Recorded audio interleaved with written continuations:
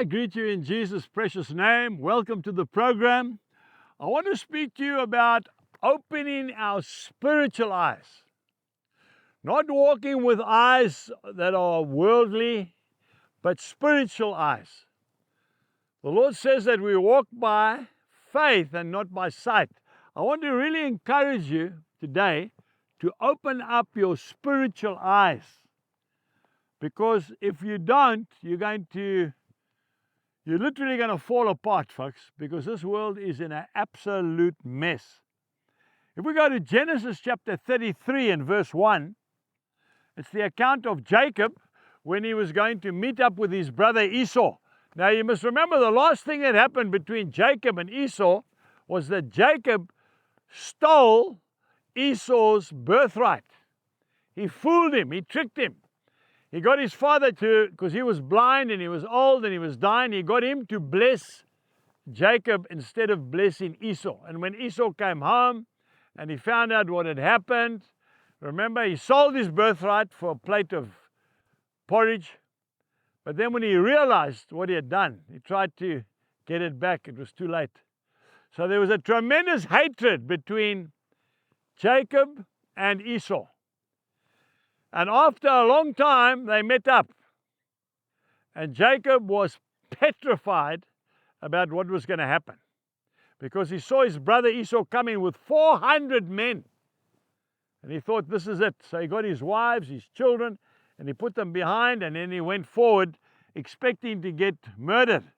This is what it says. Now Jacob lifted up his eyes and he looked, and there Esau was coming, and with him were 400 men. You see, he thought that he was going to get murdered. But if you read on a bit further, you'll see Esau ran to meet him, and he embraced him, fell on his neck and kissed him, and they wept. So it wasn't as he thought. Nothing like it, actually. The opposite. Esau was coming to say, I love you, Jacob. Jacob thought he was coming to kill him. That thing that you are worried about today might never take place.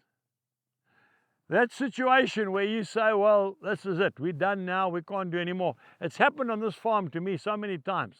In times of drought, in times of disease, when the crop has been diseased, in times of economic hardship, in times of personal tragedy. I thought, well, that's us. We're done.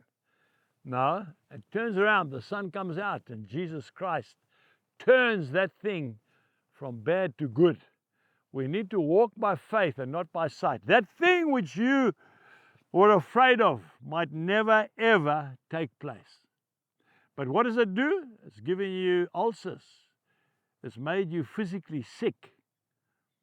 And sometimes you can't even recover from that, from a lie from the devil. The same thing happened in 2 Kings, chapter 6, verse 17, where Elisha said, Lord, open my servant's eyes so that he can see there are more who are for us than against us.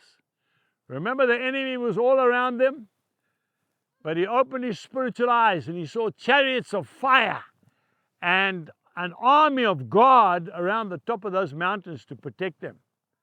I want to say to you today, open your spiritual eyes.